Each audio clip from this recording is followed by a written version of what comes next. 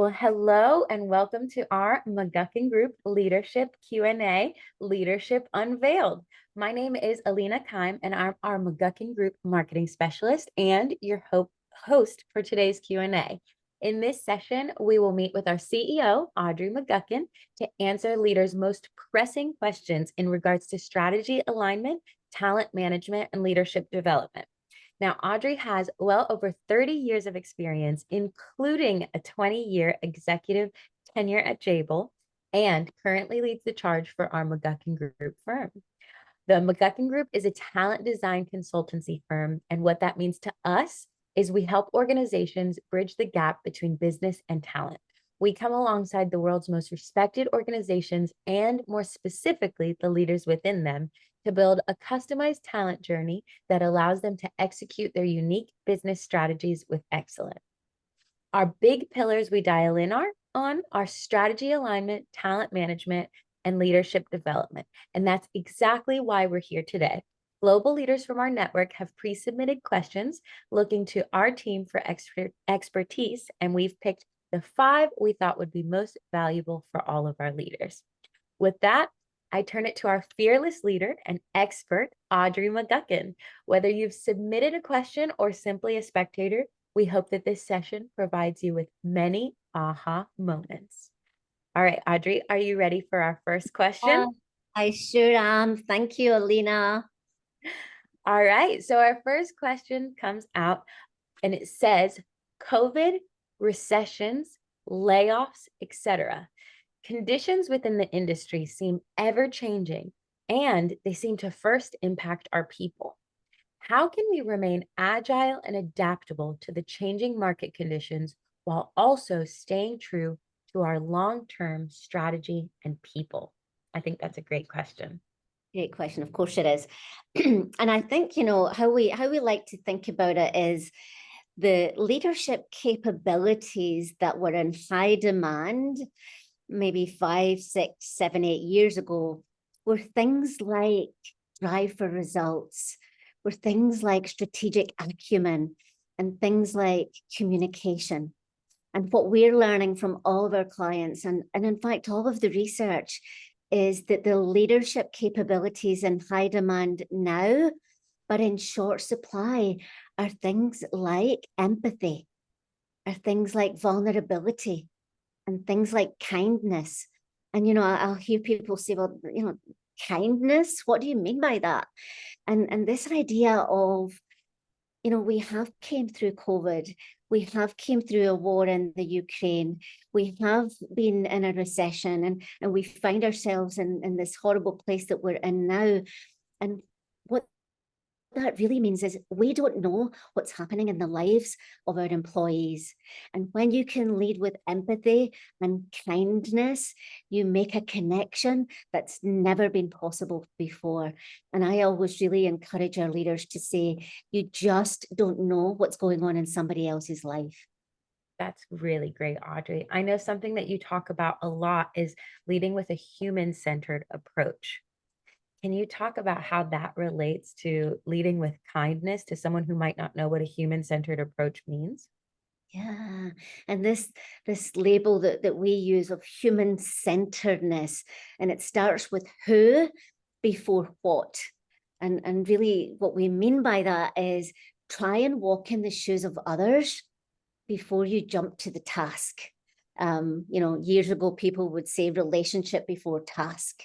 And what we're saying is people before what, and really just to take some time to think about who are my people, and what's going on if they're on the shop floor, what's going on if they're in a location that they're waking up every morning and they're listening to the radio to see which country is going to be bombed.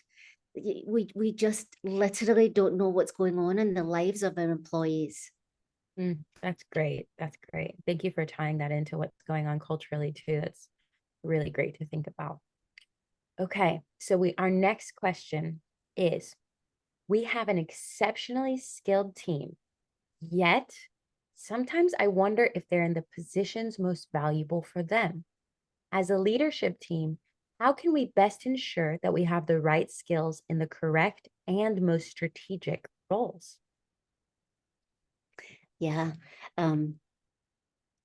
Great question. Great second question. And I always like to start with, what is the work and to whom does the work belong? And if we think about it in those terms, the first question is, what is the work? And what are the skills needed in jobs? And that might be different to what it was a year ago or 18 months ago. So let's really take time to say, what are the jobs and what are the skills associated with these jobs? And then the second thing is, and to whom does the work belong? We use a couple of different ways in the McGuckin method to really establish that. The first thing we do is this idea of leading with empathy, sitting with your employees to say, what are your aspirations? What do you love to do? What brings you joy? What causes you stress? Really understanding from that human-centered. Another way we do it is we leverage a tool called predictive index that's powered by MVP, which is one of our partners, and that really helps with self-awareness. Again, now we're on our second data set. And then the other observation is, what have you seen as a manager about what your employee is good at? Now we're at 3 data points and we're starting to get a trend, and we can bump that up against the jobs that we need done. So what is the work and to whom does the work belong? That's great. That's really great, Audrey. Okay, I know for me personally, I just went through my predictive index training, and I thought it was so interesting not only to be able to learn so many insights about myself, but how I could learn insights of my managing skills. And most importantly, I thought it was so interesting to be able to see our team laid out on a page, to see everyone's personality traits, everyone's needs, and how we work well together. And I think it's great. And I love that you implement that for our team and you really use that to match right in line with our strategy, because it's so tangible, I think, for our entire team to really see and say, oh, me and Genesis's superpowers when we work together is this. Oh, when I'm working with Audrey, I know that she can run this race and I can just fill in the gaps. And I think it's so empowering for our team as a whole. And I Yeah. watching our clients be able to have those aha moments as well. Yeah. And we're excited about our partnership with MVP. And, that's why we say it's predictive index powered by MVP. And we'll continue to have that strong partnership. Yes. Okay. Next question. I think this is in regards to our EMS survey that just recently went out. So this question was asked. It says, you recently shared a survey about leadership competencies and skills. How can we most efficiently identify which skills are critical for our organization's future success? And how can we identify and nurture the qualities in our current and emerging leaders? So maybe let's hit the first half of that question first, Audrey, which was, how can we most efficiently identify which skills are most critical for our organization's future success? Yeah. And one of the things that we really press organizations to do is to look at their business strategy and unpack that strategy. What we mean by that is, we might have an organization that's headquartered in France, and they're looking to expand into North America, and they're looking to do acquisitions, and they're looking to change one of their products. So then we start to say, now, what would the capabilities be necessary? One might be cultural congruency. If you want to move from France to the US, what are the cultural implications for that? So that might be one. Another one might be, if we're looking to acquire companies, then what are the M&A skills, the mergers and acquisition skills that we would need in the organization? And if that organization was trying to enter a healthcare market, then what are some of the healthcare skills? So we always say, look at your business strategy, unpack it for the next 2 to 3 years, and then extrapolate What are the skills and behaviors or the capabilities that you will need to execute that strategy? That's great. Okay, so the second half of that question was, how can we identify and nurture these qualities in our current and emerging leaders? Mm, mm. And, we have a pretty special way of doing that at the McGuckin Group through the McGuckin method. And what we say is, let's not try and do everything for everybody, but let's differentiate.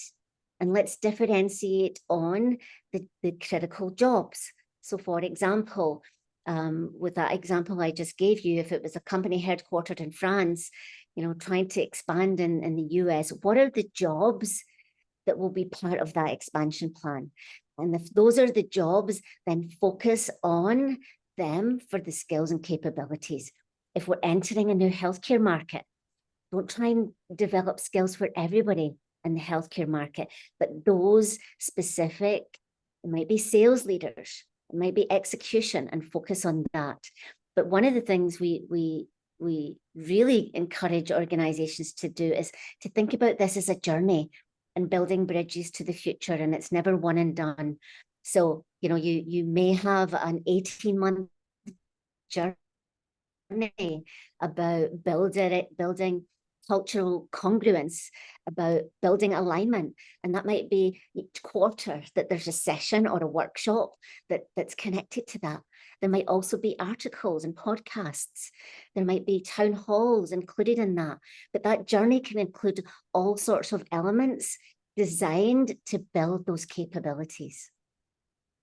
That's great. That's absolutely wonderful. Okay. Now, this one kind of comes right in hand out of that question.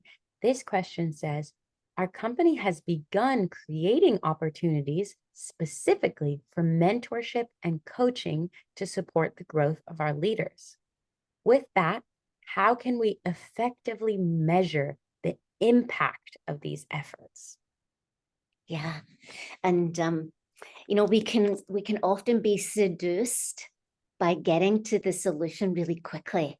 And one of the things that we do with our clients is we ask them to pause and pause and ask the question, what are we trying to achieve through these mentoring and sponsoring relationships?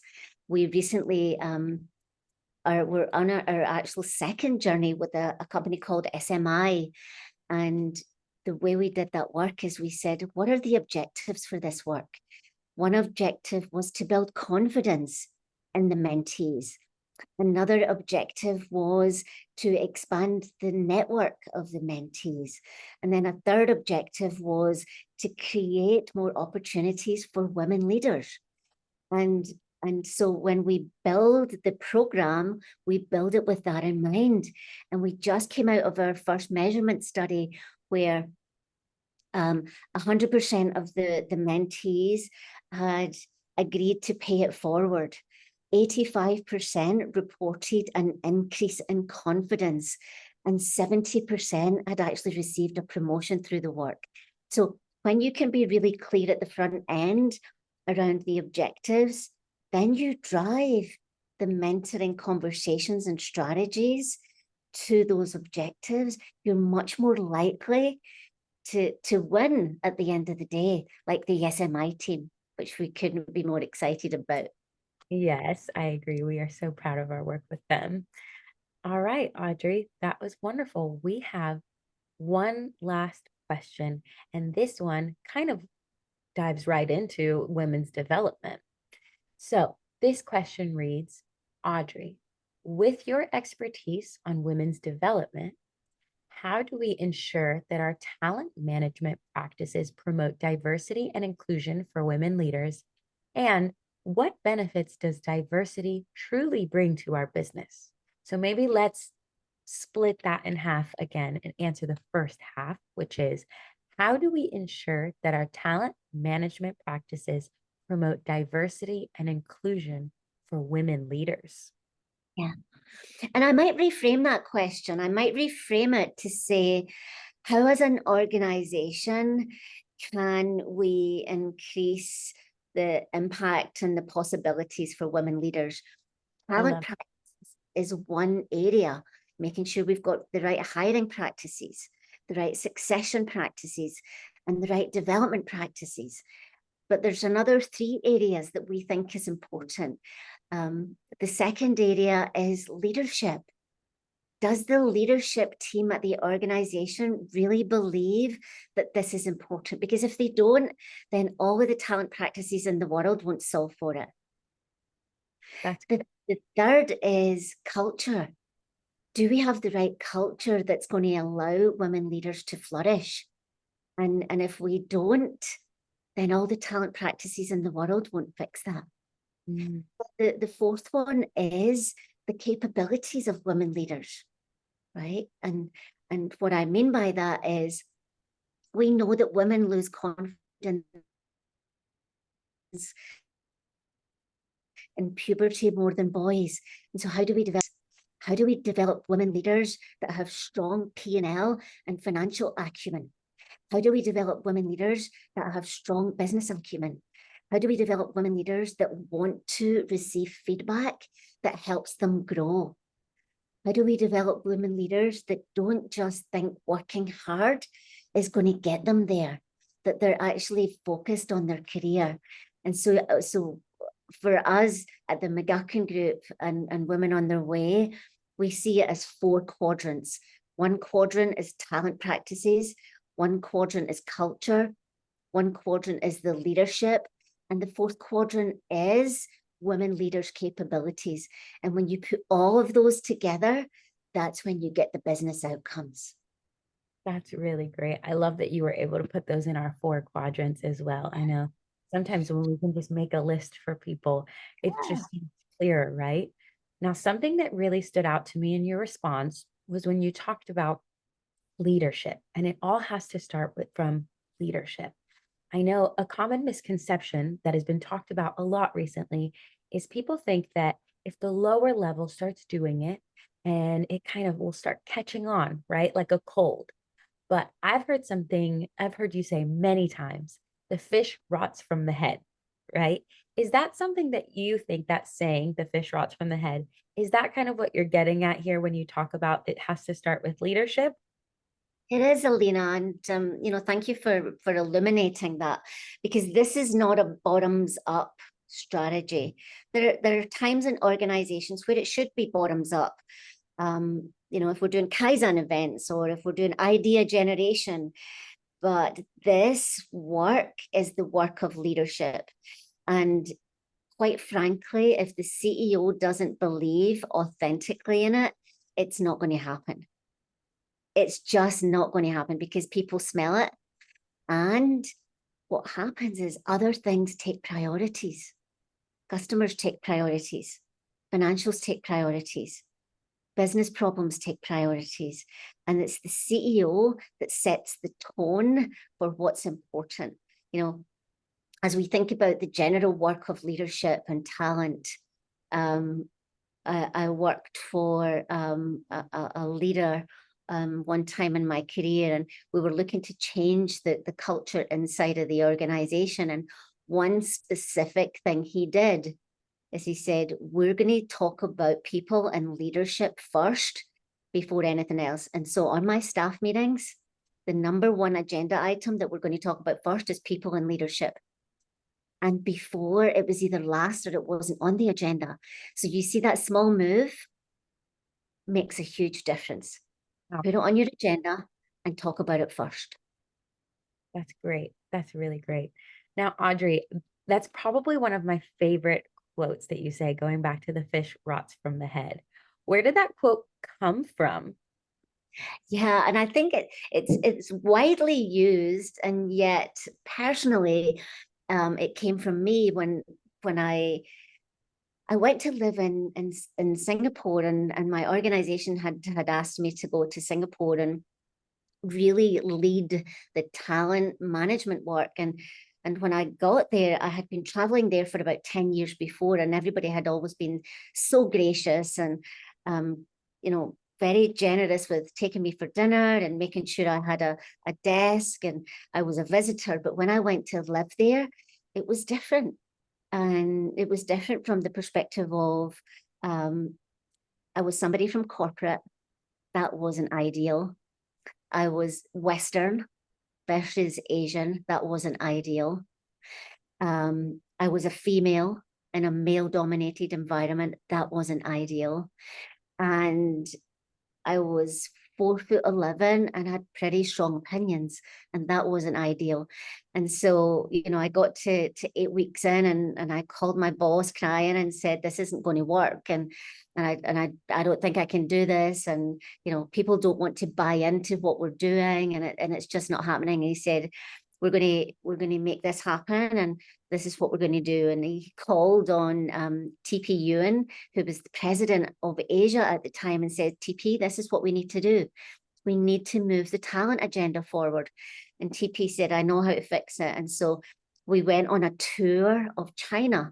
We went to Shenzhen, we went to Chengdu, we went to Wangpu, we went to Wuxi, we went to many, many China cities. We went to India, and we went to Taiwan, and we had town halls. And TP stood at the front of the room in the town hall with me by his side and said, "This is what we're going to do. We're going to do these things in talent management, and I'm supporting it, and Audrey's helping me." And then after that, everything changed. And I said, "TP, what happened?" He said, "The fish rots from the head. If I can't get out in front of it, then they won't see it as important, particularly in a hierarchical environment." And so that's my personal story of fish rots from the head. And, we just so happened to be sitting at dinner eating fish when he told that story. Wow. Okay. Well, I already loved that quote from you. It was one of my favorites, and now I love it 100 times more. I feel like that story is just such a testament to who you are and just what you teach with women on their way and through the McGuckin group. You teach, and your entire story is that of perseverance and just innate leadership. No matter the obstacles that are coming your way, you just are so level-headed, and you just push us forward, and you're just a testament to what women can do in the workplace. So with that, I bring us back to the question on women's development, which is, what benefits does diversity, and remember, this is talking about women's development, so what benefits does diversity truly bring to our business? Yeah. And I always start out with this phrase of, "It's just damn well the right thing to do." It's just the right thing to do. There's 50% of women in the population, and yet only 9% are women CEOs in Fortune 500 companies. But apart from being just the right thing to do, there are tons of business benefits. Innovation increases, your top line increases, your bottom line increases, collaboration increases. And there are many, many factual research projects that have been done by very large leading organizations. You don't have to look very far to get the statistics, but that's the summary. Increased innovation, increased revenue, increased profits, and increased collaboration. That's great, Audrey. All right. And with that, our time has come to an end. Thanks. Yeah, thank you. And thank you so much for sharing such incredibly impactful and honest answers. I love that we got to even hear that little bit of snippet of story of your time. And Audrey, so for those listening, we hope that you found this conversation to be incredibly valuable. Please note that anyone who registered will receive a link to our recorded session from our team. And also, if you pre-submitted a question that was not answered during this conversation, don't worry, our team will be reaching out to you personally to share insights and answers specifically for you. Lastly, if you had any aha moments during today's sessions and would like to learn more about the McGuckin Group and our methods, please feel free to email us. Our email is mcguckingroup@mcguckingroup.com. And we look forward to connecting with each of you in the future. Audrey, do you have anything at all to add before we go? No, this has been a great conversation, Alina. Yes, I agree. Well, everyone, thank you so, so much for joining us, and we'll see you next time.